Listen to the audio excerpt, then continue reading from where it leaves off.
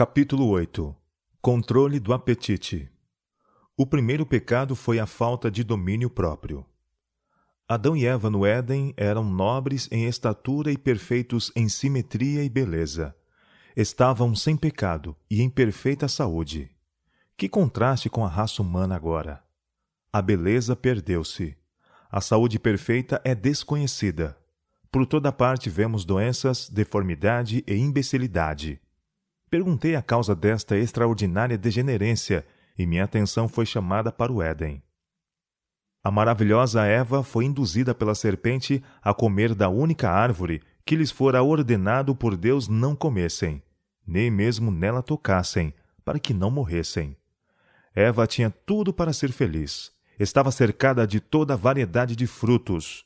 Contudo, o fruto da árvore proibida pareceu-lhe mais desejável do que os frutos de todas as árvores do jardim de que ela podia comer livremente. Foi intemperante em seus desejos. Comeu, e por sua influência seu marido comeu também, e a maldição recaiu sobre ambos. E por causa do pecado deles, a terra foi também amaldiçoada. E desde a queda, a intemperança tem existido sob quase todas as formas. O apetite tem controlado a razão. A família humana tem adotado uma conduta de desobediência e, como Eva, tem sido induzida por Satanás a desrespeitar as proibições de Deus, iludindo-se com a suposição de que as consequências não seriam tão terríveis como se inferira. A família humana tem violado as leis da saúde, chegando ao excesso em quase todas as coisas. As enfermidades têm estado a progredir firmemente. A causa tem se seguido o efeito. Os dias de Noé e os nossos dias. Jesus, assentado no Monte das Oliveiras, deu a seus discípulos instruções concernentes aos dias que deviam preceder sua vinda. Pois assim como foi nos dias de Noé, também será a vinda do Filho do Homem. Porquanto, assim como nos dias anteriores ao dilúvio, comiam e bebiam, casavam e davam-se em casamento, até o dia em que Noé entrou na arca, e não perceberam, senão quando veio o dilúvio e os levou a todos, assim será também a vinda do Filho do Homem. Os mesmos pecados que trouxeram juízos sobre o mundo nos dias de Noé existem em nossos dias. Homens e mulheres levam os seus hábitos no comer e beber a tais extremos que terminam em glutonaria e bebedice. Este predominante pecado, a condescendência para com o apetite pervertido, inflamou as paixões dos homens nos dias de Noé e levaram à generalizada corrupção. Violência e pecado alcançaram o céu. Esta contaminação moral foi finalmente varrida da terra por meio do dilúvio. Os mesmos pecados de glutonaria e embriaguez emboltaram a sensibilidade moral dos habitantes de Sodoma, a ponto de parecer que o crime fosse o prazer de homens e mulheres da ímpia cidade. Cristo assim adverte o mundo. O mesmo aconteceu nos dias de Ló. Comiam, bebiam, compravam, vendiam, plantavam e edificavam. Mas no dia em que Ló saiu de Sodoma, choveu do céu fogo e enxofre e destruiu a todos. Assim será no dia em que o Filho do Homem se manifestar. Cristo nos deixou aqui uma importantíssima lição.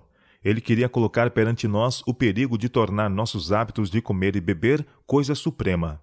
Ele apresenta o resultado da não contida tolerância para com o apetite. As faculdades morais são debilitadas, de modo que o pecado não parece ser o que é.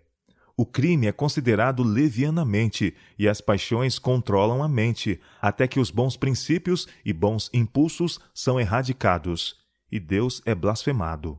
Tudo isto é o resultado de comer e beber em excesso. Esta é a própria condição daquilo que Cristo disse existiria por ocasião de sua segunda vinda. O Salvador nos apresenta alguma coisa mais elevada por que lutar, do que meramente o que comeremos, o que beberemos ou com que nos vestiremos. Comer, beber e vestir-se são levados a tais excessos que se tornam crime. Estão entre os assinalados pecados dos últimos dias e constituem um sinal da breve volta de Cristo. Tempo, dinheiro e força, que pertencem ao Senhor, mas que Ele confia a nós, são gastos em superfluidade no vestir e em luxos do apetite pervertido, que diminuem a vitalidade e trazem sofrimento e ruína. É impossível podermos apresentar a Deus nosso corpo como sacrifício vivo, quando o aviltamos de contínuo com corrupção e enfermidade, em virtude de nossa própria pecaminosa condescendência. Uma das mais fortes tentações que o homem tende a enfrentar é em relação ao apetite. No princípio, Deus fez o homem reto.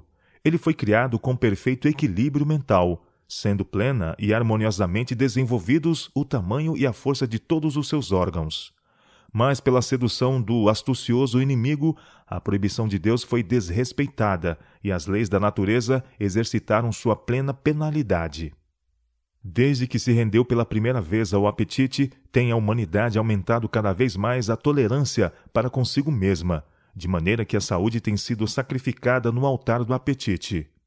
Os habitantes do mundo antediluviano eram intemperantes no comer e beber. Alimentavam-se de carne, embora Deus ainda não houvesse dado ao homem qualquer permissão para ingerir alimento animal. Eles comiam e bebiam até que seu depravado apetite não conhecesse limites, e tornaram-se tão corrompidos que Deus não mais os pôde suportar.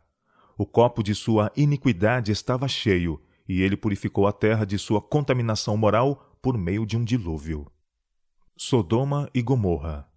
Ao se multiplicarem os homens sobre a terra após o dilúvio, de novo se esqueceram de Deus e corromperam seus caminhos perante ele. Aumentou a intemperança em toda forma, até que quase o mundo todo estava entregue à sua influência. Cidades inteiras tinham sido varridas da face da terra por causa de degradantes crimes e revoltante iniquidade que os fizeram uma mancha sobre o aprazível campo das obras que Deus criara.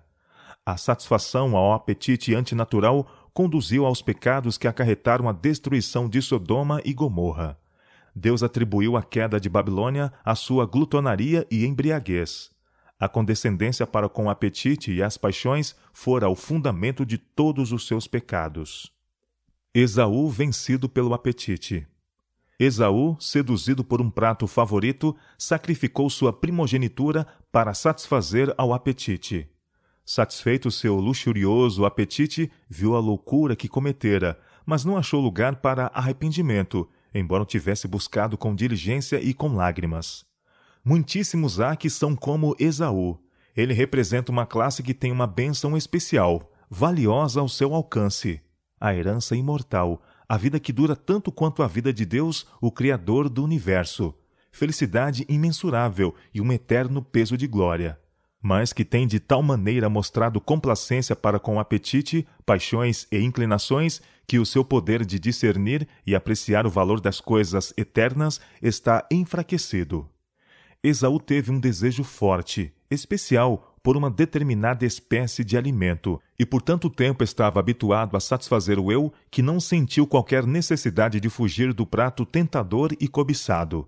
Sobre ele pensou, nenhum esforço especial fazendo para restringir o apetite, até que o poder do apetite sobrepôs-se a qualquer outra consideração e controlou-o, imaginando ele que sofreria grande prejuízo, até mesmo a morte, se não conseguisse esse determinado prato.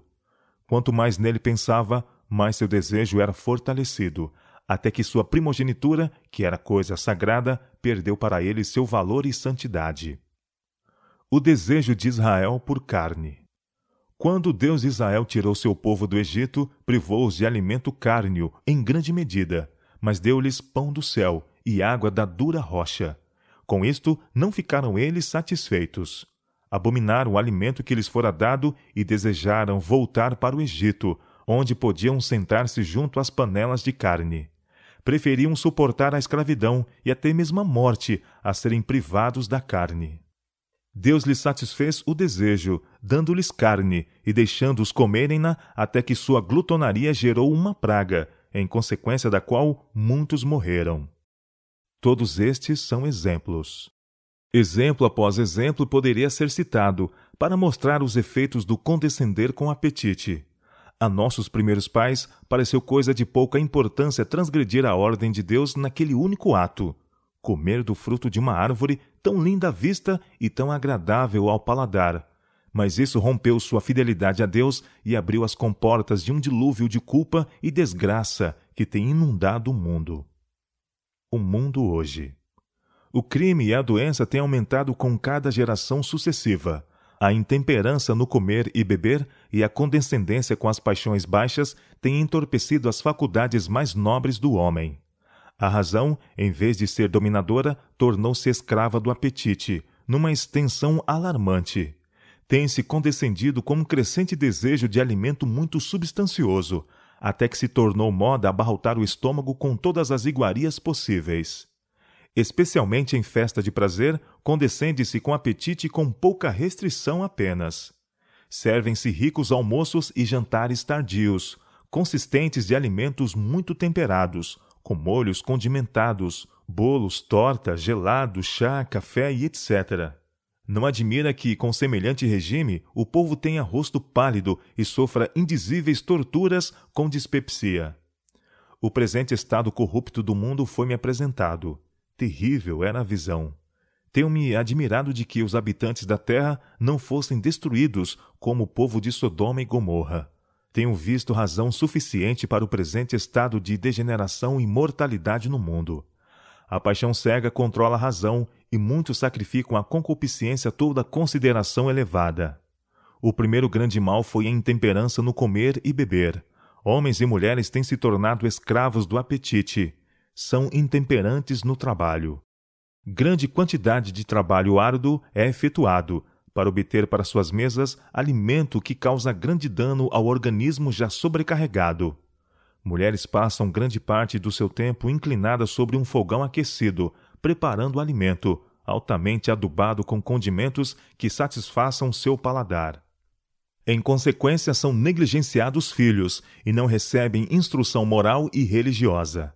A mãe sobrecarregada de trabalho negligencia o cultivo de um temperamento brando, que é a luz do sol da habitação. Considerações de valor eterno tornam-se secundárias. Todo o tempo tem de ser empregado no preparo dessas coisas, para a satisfação do apetite, coisas que arruinam a saúde, azedam o temperamento e embotam as faculdades de raciocínio. Por toda parte deparamos com a intemperança.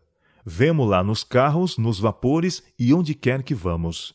E devemos perguntar a nós mesmos que estamos fazendo para salvar almas das garras do tentador. Satanás está constantemente alerta para submeter a raça humana inteiramente ao seu controle.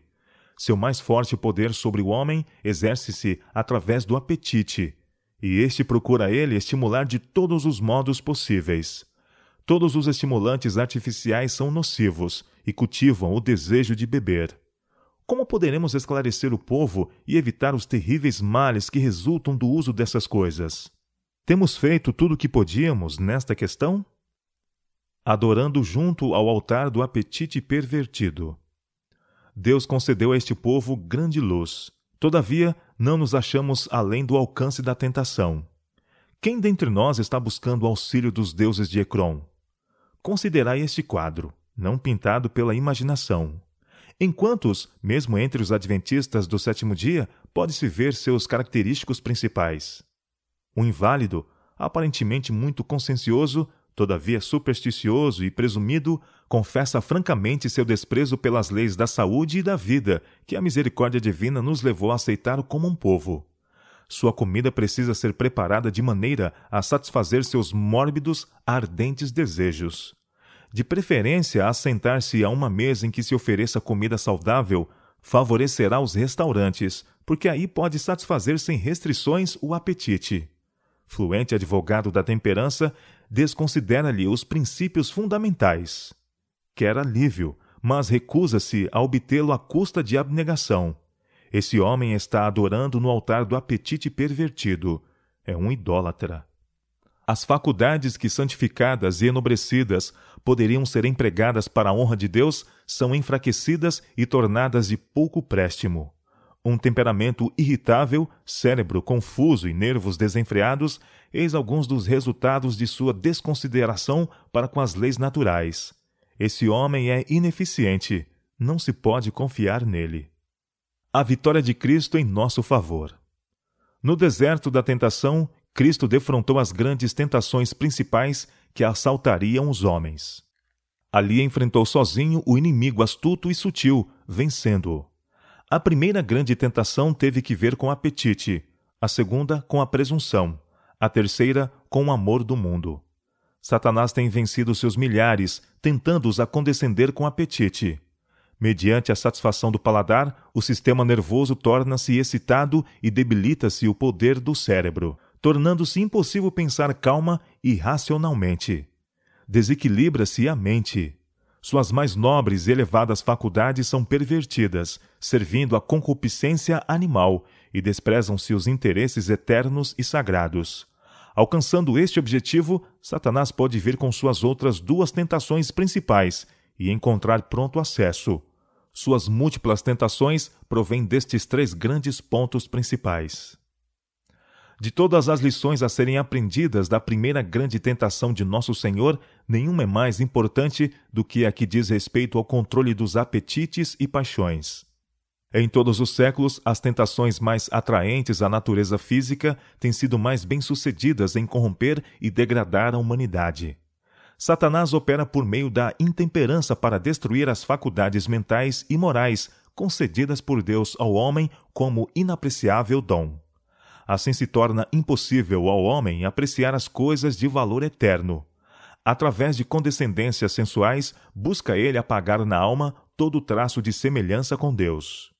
As irrefreadas satisfações da inclinação natural e a consequente enfermidade e degradação que existiam ao tempo do primeiro advento de Cristo dominarão de novo, com intensidade agravada, antes de sua segunda vinda. Cristo declara que as condições do mundo serão como nos dias anteriores ao dilúvio, e como em Sodoma e Gomorra.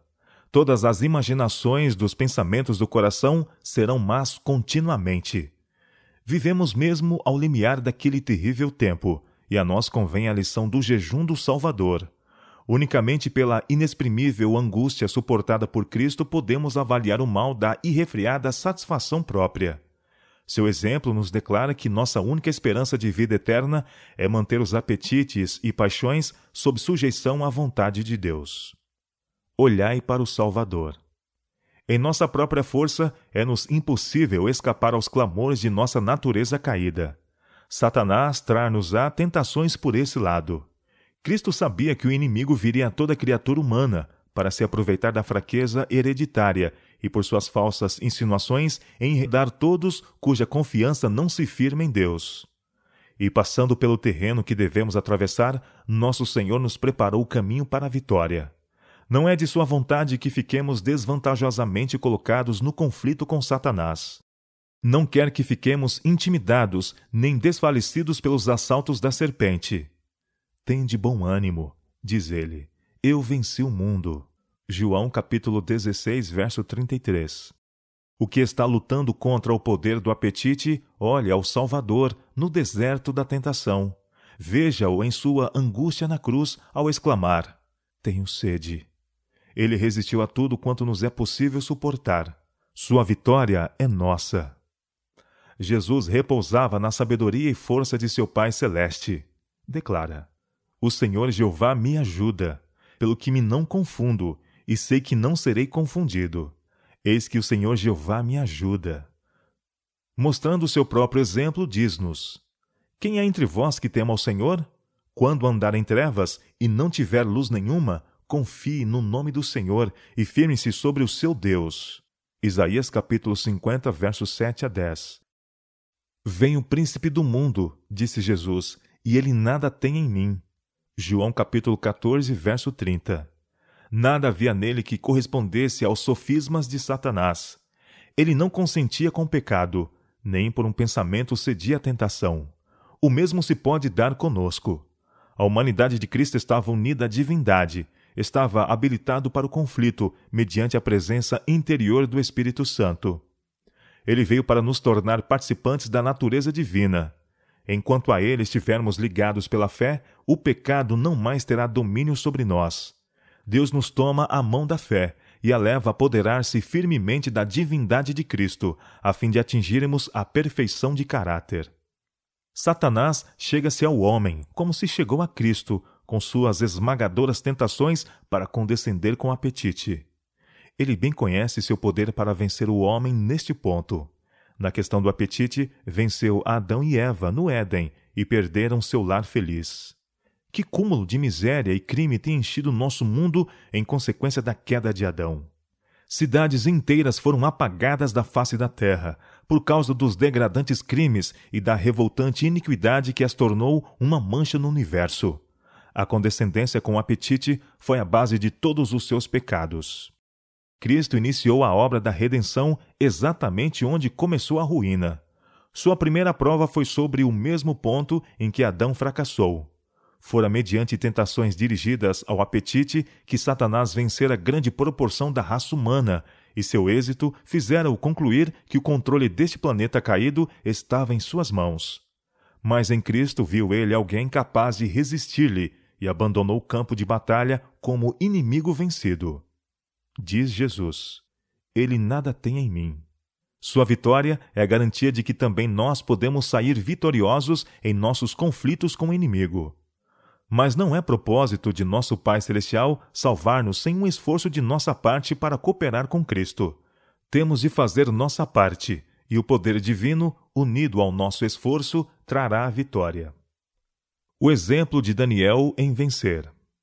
As tentações para condescender com apetite possuem um poder que só se vence com o auxílio que Deus pode proporcionar. Temos, porém, a promessa de que, para cada tentação, haverá um meio de escape. Por que então são tantos os vencidos? É porque não põem em Deus a sua confiança. Não se prevalecem dos meios providos para a sua segurança. As desculpas apresentadas para a satisfação do apetite pervertido não são, pois, de nenhum peso perante Deus. Daniel avaliava suas capacidades humanas, mas nelas não confiava. Sua confiança estava na força que Deus prometeu a todos os que forem ter com ele em humilde dependência, contando inteiramente com o seu poder. Ele propôs em seu coração não se contaminar com a porção do manjar do rei, nem com o vinho que ele bebia, pois sabia que semelhante regime não lhe fortaleceria as faculdades físicas, nem aumentaria sua capacidade mental. Não usava vinho, nem qualquer outro estimulante artificial. Não fazia coisa alguma que lhe entorpecesse a mente, e Deus lhe deu conhecimento e inteligência em todas as letras e sabedoria, e também entendimento em toda a visão e sonhos. Os pais de Daniel educaram-no, em sua infância, em hábitos de estrita temperança. Haviam-lhe ensinado que devia conformar-se com as leis da natureza em todos os seus hábitos, que seu comer e beber tinham influência direta sobre sua natureza física, mental e moral, e que ele era responsável a Deus por suas capacidades, pois considerava todas como dom de Deus e não devia, por qualquer procedimento, atrofiá-las ou mutilá-las. Em resultado deste ensino, em sua mente exaltava a lei de Deus e reverenciava-a no coração. Durante os primeiros anos de seu cativeiro, passou Daniel por uma prova severa, que o devia familiarizar com a grandeza da corte, com a hipocrisia e o paganismo. Estranha escola, com efeito para prepará-lo para uma vida de sobriedade, diligência e fidelidade. E todavia viveu incorrupto pela atmosfera do mal de que se achava circundado. A experiência de Daniel e seus jovens companheiros ilustra os benefícios que podem provir de um regime abstêmio e mostra o que Deus fará em favor dos que com ele cooperam na purificação e enobrecimento da alma. Eram eles uma honra a Deus e uma viva e brilhante luz na corte de Babilônia.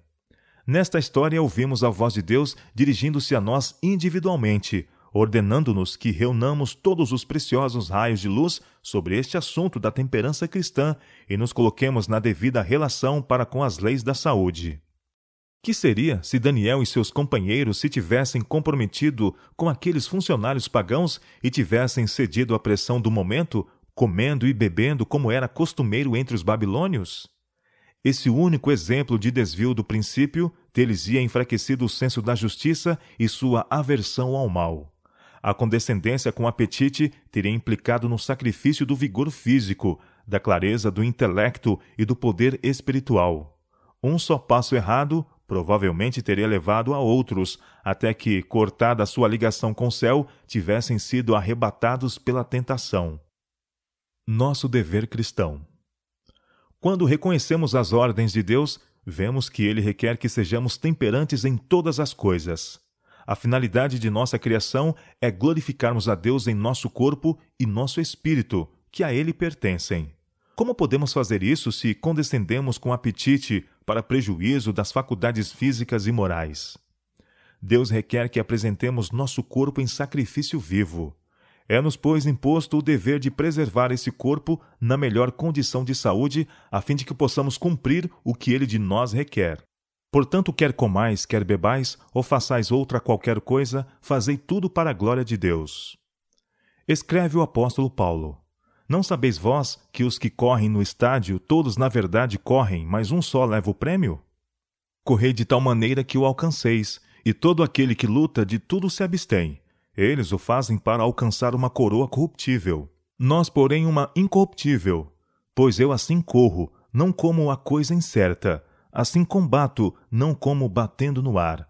Antes, subjugo meu corpo e o reduzo à servidão, para que, pregando a outros, eu mesmo não venha de alguma maneira a ficar reprovado. 1 Coríntios capítulo 9, versos 24 a 27. Há neste mundo muitos que condescendem com hábitos perniciosos. O apetite é a lei que os governa, e por causa de seus hábitos errôneos, o senso moral é embotado, e o poder de discernir as coisas sagradas é em grande parte destruído. Mas é necessário que os cristãos sejam estritamente temperantes. Devem colocar alto a norma. A temperança no comer, beber e vestir é essencial. Devemos dominar o princípio, em vez do apetite ou da fantasia. Os que comem demais, ou cujo alimento é de qualidade objetável, são facilmente levados à dissipação, e há muitas concupiscências loucas e nocivas, que submergem os homens na perdição e ruína. 1 Timóteo capítulo 6, verso 9.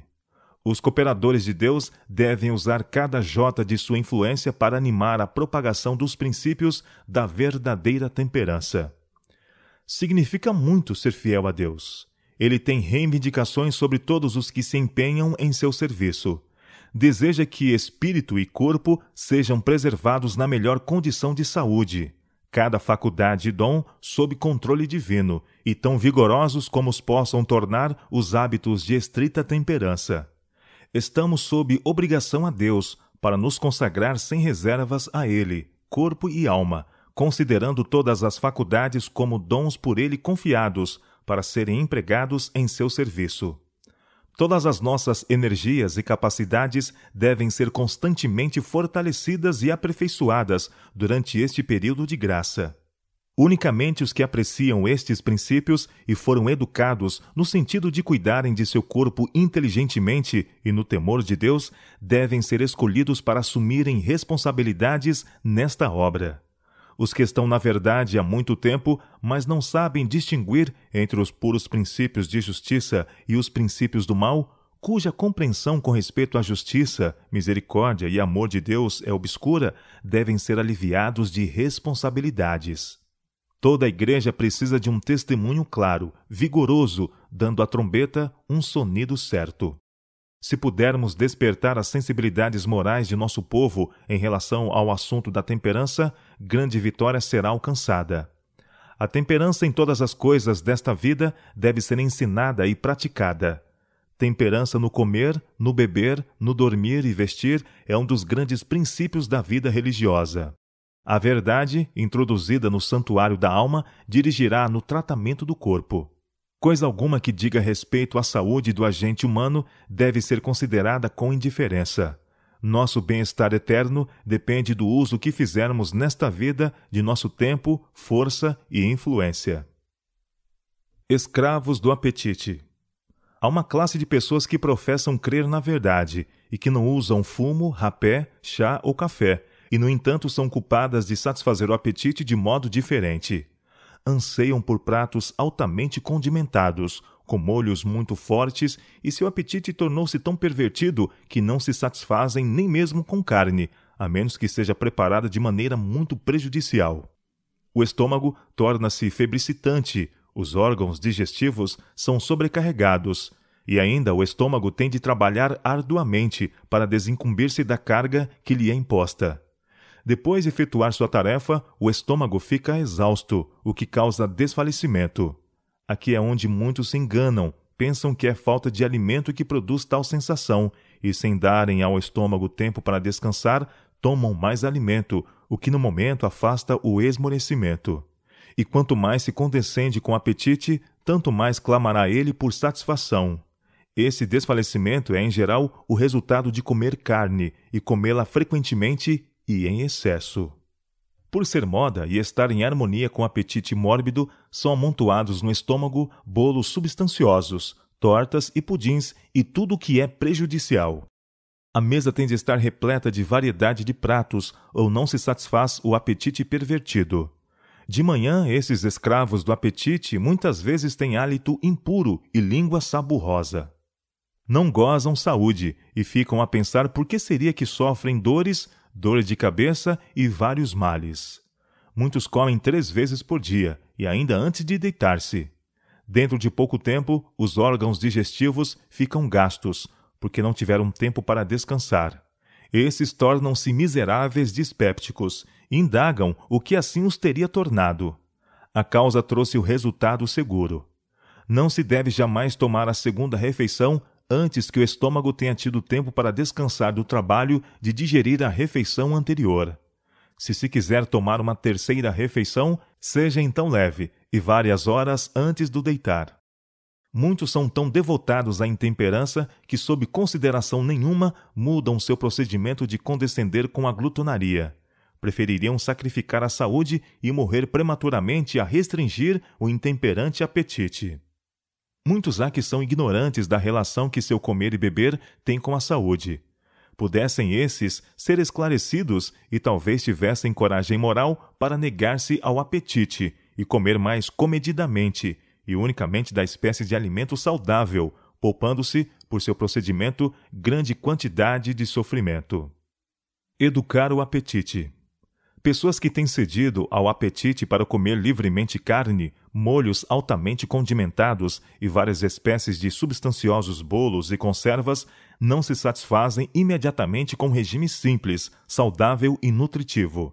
Seu paladar está tão pervertido que não tem apetite para um regime saudável de frutas, pão simples e verduras. Nem devem esperar que logo ao princípio sintam prazer em alimento tão diverso daquele com que condescenderam alimentar-se. Se não podem desde o princípio ter prazer em alimentos simples, devem jejuar até que tenham. Esse jejum se lhes demonstrará de maior benefício do que os remédios, pois o abusado estômago encontrará o repouso de que havia tanto necessitava, e a verdadeira fome se satisfará com um regime simples. Levará tempo para o paladar recuperar-se dos abusos que sofreu e voltar ao seu tom natural. Mas a perseverança na adoção de um regime abnegado de comer e beber bem depressa tornará agradável o alimento simples e saudável, e logo este será ingerido com maior satisfação do que frui o gastrônomo com suas ricas iguarias.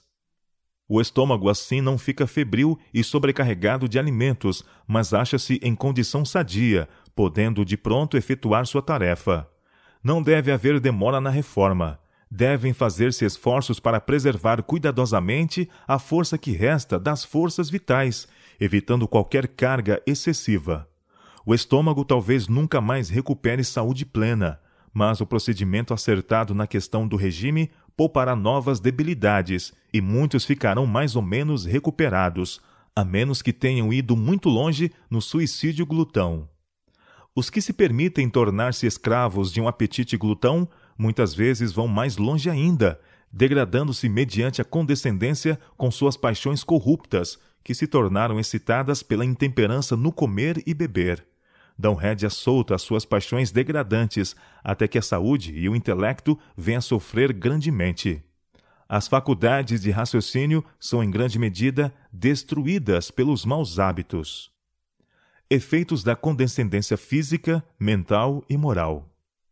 Muitos estudantes são deploravelmente ignorantes quanto ao fato de que o regime exerce poderosa influência sobre a saúde. Alguns há que jamais fizeram um esforço resoluto para controlar o apetite ou observar regras apropriadas em relação ao regime alimentar. Comem demasiado, mesmo em suas refeições, e alguns comem entre as refeições, toda vez que se apresente a tentação. Se os que professam ser cristãos desejarem resolver as questões que lhes são tão embaraçosas, isto é, a razão de terem a mente sempre tão embotada e de serem tão débeis suas aspirações religiosas, não precisarão, em muitos casos, ir para além da mesa. Aqui há causa suficiente, se outra não existisse. Muitos, por sua condescendência com o apetite, separam-se de Deus. Aquele que nota a queda de um pardal, que conta os próprios cabelos de nossa cabeça, anota o pecado dos que condescendem com o apetite pervertido, à expensa do enfraquecimento das forças físicas, do embotamento do intelecto e do amortecimento das percepções morais. Futuro dia de remorso. Muitos se incapacitam para o trabalho, mental e fisicamente, pelo excesso em comer e pela satisfação de paixões concupiscentes.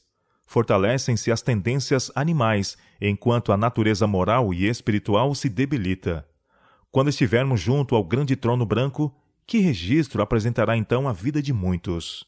Então verão que poderiam ter feito se não tivessem envelhecido as faculdades que Deus lhes concedera. Então reconhecerão que alturas de grandeza intelectual poderiam ter atingido se tivessem dado a Deus toda a força mental e física que lhes confiara. Em sua agonia de remorso, ansiarão poder viver de novo toda a sua vida. Deve ser restringido o apetite não natural. A providência tem guiado o povo de Deus para fora dos extravagantes hábitos do mundo, fora da condescendência com o apetite e a paixão, para se colocarem sobre a plataforma da renúncia e da temperança em todas as coisas. O povo ao qual Deus dirige será um povo peculiar. Não serão semelhantes ao mundo. Se seguirem a guia de Deus, cumprirão seus propósitos e cederão sua vontade à vontade dele. Cristo habitará em seu coração. O templo de Deus será santo. Vosso corpo, diz o apóstolo, é templo do Espírito Santo. Deus não requer que seus filhos se neguem a si mesmos para dano da força física. Requer que obedeçam à lei natural, a fim de preservarem a saúde física. O caminho da natureza é o que ele assinala, e é largo bastante para qualquer cristão. Com mão pródiga proveu-nos Deus rica e variada abundância, para nosso sustento e prazer. Para fruirmos apetite natural que conserve a saúde e prolongue a vida, ele restringe o apetite. Diz ele: cuidado, refreie, negue o apetite não natural. Se criamos um apetite pervertido, violamos as leis de nosso ser e assumimos a responsabilidade pelo abuso de nosso corpo e a inflição de doenças sobre nós. Os que têm sido instruídos com relação aos efeitos prejudiciais do uso da alimentação cárnea, do chá e do café, bem como de comidas muito condimentadas e que estão resolvidos a fazer com Deus um concerto com um sacrifício, não hão de continuar a satisfazer o seu apetite com alimentos que sabem ser prejudiciais à saúde. Deus requer que o apetite seja dominado e se pratique a renúncia no tocante às coisas que fazem mal. É esta uma obra que tem de ser feita antes que o povo de Deus possa ser apresentado diante dele perfeito. Deus não mudou nem se propõe a mudar nosso organismo físico, a fim de que possamos violar uma única lei sem sentir os efeitos de sua violação. Muitos, porém, cerram deliberadamente os olhos para a luz. Condescendendo com suas inclinações e apetites, violam as leis da vida e saúde. E se obedecerem à consciência, terão de ser controlados pelo princípio, em seu comer e vestir, e não ser guiados pela inclinação, a moda e o apetite. A utilidade dos obreiros de Deus depende do controle do apetite. Apresentai ao povo a necessidade de resistir à tentação de condescender com o apetite. Aqui é onde muitos estão falhando. Explicai quão intimamente se relacionam corpo e espírito e mostrai a necessidade de conservar ambos nas melhores condições. Todos os que condescendem com o apetite, que esbanjam as energias físicas e enfraquecem o poder moral, mais cedo ou mais tarde sentirão a retribuição que segue a transgressão das leis físicas. Cristo deu a vida para adquirir a redenção ao pecador. O Redentor do mundo sabia que a condescendência com o apetite estava acarretando a debilidade física e embotando as faculdades perceptivas, de modo que as coisas sagradas e eternas não podiam ser discernidas. Sabia ele que a condescendência consigo mesmo estava pervertendo as faculdades morais e que a grande necessidade do homem era a conversão, do coração, espírito e alma, da vida de condescendência própria para outra de abnegação e sacrifício. Queira o Senhor ajudar-vos, como servo seu, a apelar para os pastores e despertar as igrejas adormecidas. Estejam em harmonia vossos labores como médico e pastor. Para isso é que são estabelecidos nossos sanatórios, para pregar a verdade da verdadeira temperança. Como um povo, temos de reformar-nos, e especialmente os pastores e professores da palavra carecem de reformar-se. Sou instruída a dizer a nossos pastores e aos presidentes de nossas associações: vossa utilidade como obreiros de Deus na obra de recuperar almas a perecer depende muito de vosso êxito em vencer o apetite.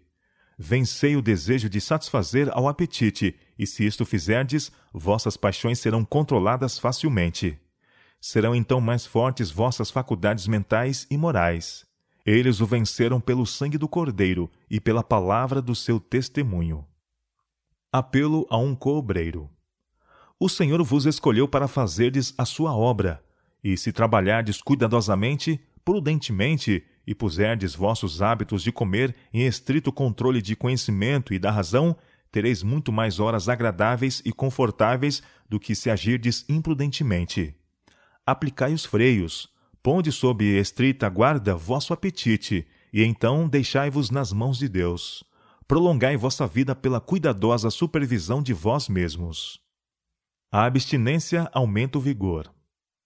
Os homens que se empenham em dar ao mundo a última mensagem de advertência, mensagem destinada a decidir o destino das almas, devem, em sua própria vida, fazer uma aplicação prática das verdades que pregam aos outros. Devem ser exemplos ao povo em seu comer e beber e em sua casta conversa e comportamento.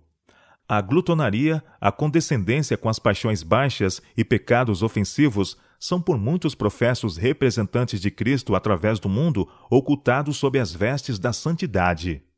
Há homens de excelentes habilidades naturais cujo trabalho não realiza a metade do que poderia realizar se fossem temperantes em todas as coisas. A condescendência com apetite e paixão embota a mente, diminui a força física e enfraquece o poder moral. Seus pensamentos não são claros, suas palavras não são proferidas com poder, não são vitalizadas pelo Espírito de Deus, de modo que alcancem o coração dos ouvintes. Como nossos primeiros pais perderam o Éden por causa da condescendência com apetite, nossa única esperança de recuperar o Éden está na firme negação do apetite e da paixão. A abstinência no regime e o controle de todas as paixões preservará o intelecto e dará vigor mental e moral, habilitando os homens a colocarem todas as suas propensões sob o controle das faculdades mais elevadas e a discernir entre o direito e o errado, entre o sagrado e o comum.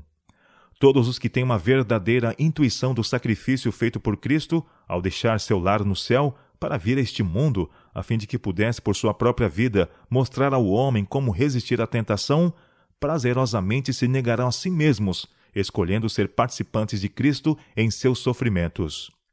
O temor do Senhor é o princípio da sabedoria. Os que vencem, como Cristo venceu, precisarão guardar-se constantemente contra as tentações de Satanás.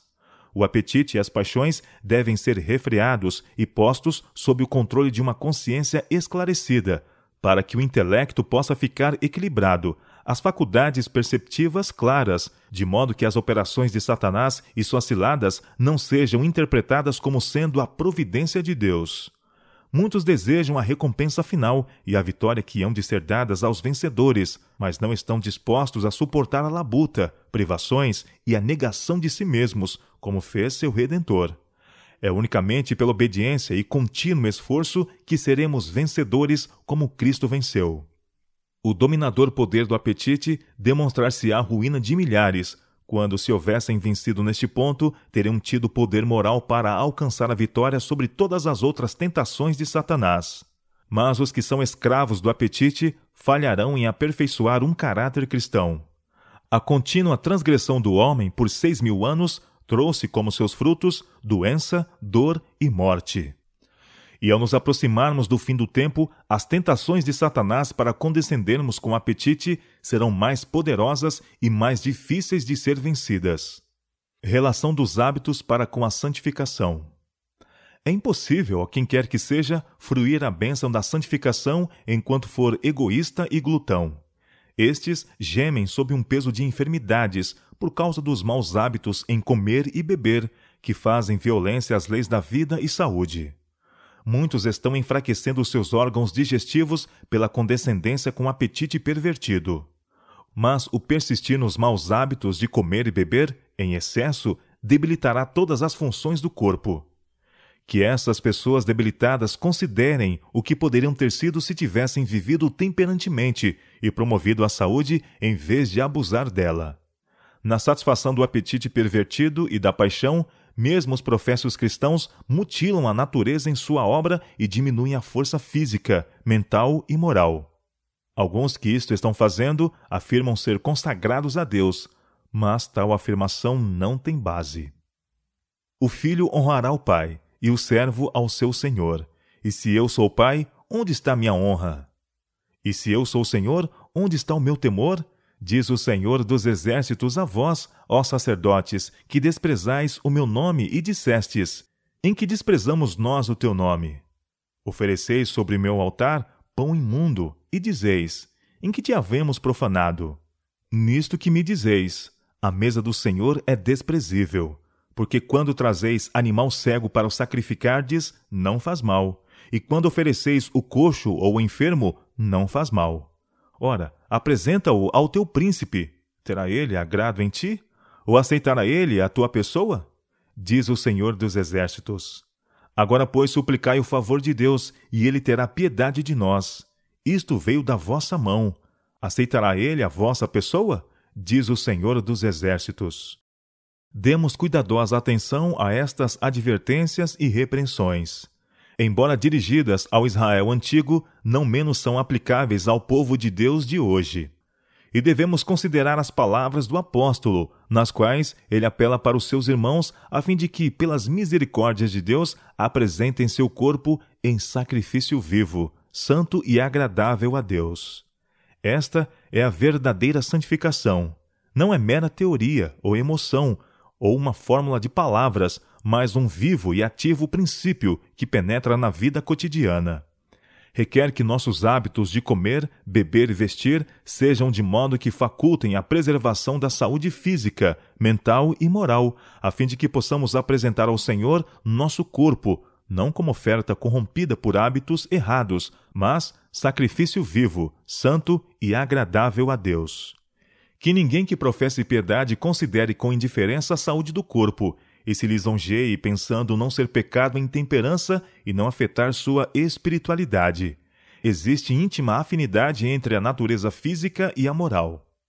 Requer-se decisão de caráter. Negar o apetite requer decisão de caráter. Por falta dessa decisão, multidões se arruinam. Fracos, maleáveis, fáceis de ser guiados, muitos homens e mulheres fracassam completamente quanto a tornar-se aquilo que Deus deseja que sejam. Os que são destituídos de decisão de caráter não podem ter êxito na tarefa diária de vencer.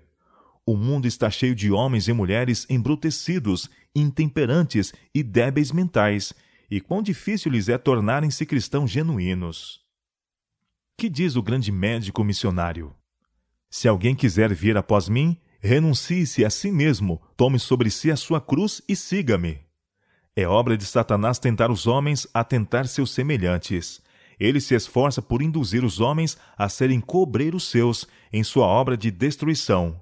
Esforça-se por levá-los a entregar-se tão cabalmente à condescendência com apetite e às excitantes diversões e loucuras que a natureza humana anseia, mas que a palavra de Deus proíbe decididamente, que podem ser postos na categoria de seus auxiliares, a trabalhar com ele a fim de destruir a imagem de Deus no homem. Pelas fortes tentações de principados e potestades, muitos são enredados. Escravos do capricho do apetite, tornam-se embrutecidos e degradados. Ou não sabeis que o vosso corpo é o templo do Espírito Santo, que habita em vós, proveniente de Deus, e que não sois de vós mesmos? Porque fostes comprados por bom preço, glorificai, pois, a Deus no vosso corpo e no vosso espírito, os quais pertencem a Deus. Os que têm a constante intuição de se acharem nesta relação para com Deus não colocarão no estômago alimento que agrade o apetite, mas faça mal aos órgãos digestivos. Não arruinarão a propriedade de Deus condescendendo com hábitos impróprios de comer, beber ou vestir. Tomarão grande cuidado com a máquina humana, reconhecendo que isto devem fazer a fim de trabalhar em parceria com Deus. Ele deseja que sejam sadios, felizes e úteis. Para isto serem, porém, devem colocar a sua vontade ao lado da vontade de Deus. Sedutoras tentações de ceder à concupiscência da carne, à concupiscência dos olhos e à soberba da vida hão de ser encontradas a cada passo. O exercício do firme princípio e o estrito controle dos apetites e paixões, em nome de Jesus, o vencedor, tão somente nos conduzirão em segurança através da vida. A fútil tentativa de reformar-se gradualmente. Dizem alguns, quando se faz um empenho em esclarecê-los neste ponto, uso de bebidas alcoólicas e fumo. Deixarei pouco a pouco. Satanás, porém, ri-se ante semelhantes decisões. Diz ele, estão seguros em meu poder. Neste terreno não tenho receio quanto a eles. Ele sabe, porém, que não tem poder sobre o homem, que quando os pecadores o incitam, tem coragem moral para dizer positiva e categoricamente, não. Semelhante pessoa despediu a companhia do maligno, e enquanto se apega a Cristo, está seguro. Acha-se onde anjos celestiais se podem comunicar com ele, concedendo-lhe poder moral para vencer. O apelo de Pedro. O apóstolo Pedro compreendia a relação entre a mente e o corpo, e ergueu a voz em advertência aos seus irmãos. Amados, peço-vos como a peregrinos e forasteiros, que vos abstenhais das concupiscências carnais que combatem contra a alma. Muitos consideram este texto como advertência contra a licenciosidade tão somente. Tem, porém, sentido mais amplo. Proíbe toda a satisfação prejudicial do apetite ou paixão. Todo apetite pervertido torna-se uma concupiscência que combate contra a alma. O apetite foi-nos dado para um bom propósito, não para tornar-se ministro da morte mediante a sua perversão, degenerando assim nas concupiscências que combatem contra a alma. A força da tentação para condescender com o apetite só pode ser medida pela inexpressível angústia de nosso Redentor naquele longo jejum no deserto. Sabia ele que a condescendência com o apetite pervertido de tal modo embotaria as percepções do homem que não discerniria as coisas sagradas. Adão caiu pela condescendência com o apetite. Cristo venceu pela negação do apetite. E nossa única esperança de reaver o Éden está no firme domínio próprio. Se o poder da condescendência com apetite era tão forte sobre os homens que, para lhe quebrar as garras, o divino Filho de Deus, em favor do homem, teve de suportar um jejum de quase 6 semanas, que tarefa se depara ao cristão? Entretanto, por grande que seja a luta, ele pode vencer. Pelo auxílio daquele poder divino que resistiu às mais ferozes tentações que Satanás podia inventar, ele também pode ter inteiro êxito em sua guerra contra o mal e poderá, no final, ter na fronte a coroa do vencedor no reino de Deus. Pelo poder da vontade e a graça de Deus. Pelo apetite, Satanás controla a mente e o ser todo. Milhares que poderiam ter vivido passaram para o túmulo como destroços físicos, mentais e morais, porque sacrificaram todas as suas faculdades à condescendência com o apetite.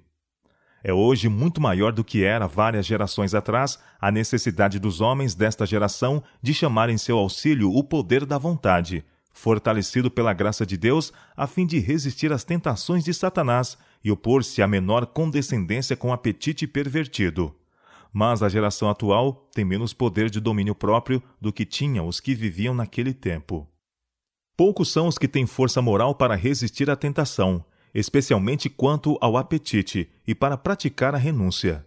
Para alguns, é demasiado forte para ser resistida a tentação de ver outros tomarem a terceira refeição, e imaginam estar com fome quando essa sensação não é um pedido do estômago para se alimentar, mas um desejo da mente que não foi fortalecida mediante princípio firme e disciplinada na negação própria. Os muros do domínio próprio e da restrição própria em nenhum caso devem ser enfraquecidos e derrubados. Paulo, o apóstolo aos gentios, diz: subjugo meu corpo e o reduzo à servidão, para que, pregando a outros, eu mesmo não venha de alguma maneira a ficar reprovado. Os que não vencem em coisas pequeninas não terão poder moral para resistir às tentações maiores. Considerai cuidadosamente vosso regime. Estudai das causas para os efeitos. Cultivai o domínio de vós mesmos. Mantende o apetite sob o domínio da razão. Nunca abuseis do estômago, comendo excessivamente, mas não vos priveis da comida saudável e saborosa que a saúde exige. Em vossa associação com incrédulos, não vos permitais desviar-vos dos retos princípios. Se vos sentais à sua mesa, comei temperantemente, e só de alimento que não confunda a mente. Guardai-vos da intemperança. Não podeis enfraquecer vossas faculdades mentais ou físicas, sem vos tornardes incapazes para discernir as coisas espirituais. Conservai a mente em tal estado que Deus possa impressioná-la com as preciosas verdades de sua palavra. Questão de coragem moral. Alguns de vós parecem desejar que alguém lhes diga quanto devem comer. Não deveria ser assim. Cumpre-nos proceder de um ponto de vista moral e religioso. Devemos ser temperantes em tudo, pois uma coroa incorruptível, um tesouro celeste se acha diante de nós. E agora desejo dizer a meus irmãos e irmãs que eu teria força moral para tomar uma atitude e governar-me a mim mesma. Não delegaria isto a outras pessoas. Comeis em excesso, e depois vos arrependeis e ficais a pensar no que comestes e bebestes. Comeis simplesmente o que mais convém, e ide adiante, sentindo-vos sem culpa diante do céu, sem remorsos de consciência. Não cremos na completa remoção de tentações, seja de crianças, seja de adultos. Todos nós temos diante de nós uma luta, e cumpre-nos permanecer na atitude de resistir às tentações de Satanás. E precisamos saber que possuímos em nós mesmos poder para fazer isto. É-me dada uma mensagem para vos transmitir. Comei em períodos regulares. Mediante hábitos errôneos de comer, estai-vos preparando para o sofrimento futuro. Nem sempre é seguro aceitar convites para refeições, mesmo que sejam feitos por vossos irmãos e amigos que vos desejam prodigalizar muitas espécies de pratos. Sabeis que podeis comer 2 ou 3 espécies de alimento numa refeição, sem dano para vossos órgãos digestivos. Quando sois convidados para uma refeição, evitai a muita variedade de alimento que os que fizeram o convite vos põem na frente. Isto tereis de fazer, se quiserdes ser uma sentinela fiel. Quando nos é colocado à frente alimento que, se for tomado, causaria aos órgãos digestivos horas de trabalho árduo, não devemos, se tomarmos esse alimento, culpar das consequências os que nolo põem à frente. Deus espera que decidamos por nós mesmos comer tão somente o alimento que não cause sofrimento aos órgãos digestivos. Vitória mediante Cristo. Cristo feriu a batalha no terreno do apetite e saiu vitorioso, e nós também podemos vencer, pelo poder dele recebido. Quem entrará pelas portas da cidade? Não os que declaram não poder romper com a força do apetite. Cristo resistiu ao poder daquele que nos queria prender em escravidão. Conquanto enfraquecido por seu longo jejum de 40 dias, resistiu ele à tentação, provando por esse ato que nossos casos não são sem esperança. Bem sei que não podemos alcançar sozinhos a vitória, e quão gratos devemos ser por termos um Salvador vivo, pronto e disposto para nos ajudar. Uma vida nobre e pura, uma vida vitoriosa sobre o apetite e a concupiscência, é possível a todo aquele que quiser unir a sua vontade humana, fraca e vacilante, à onipotente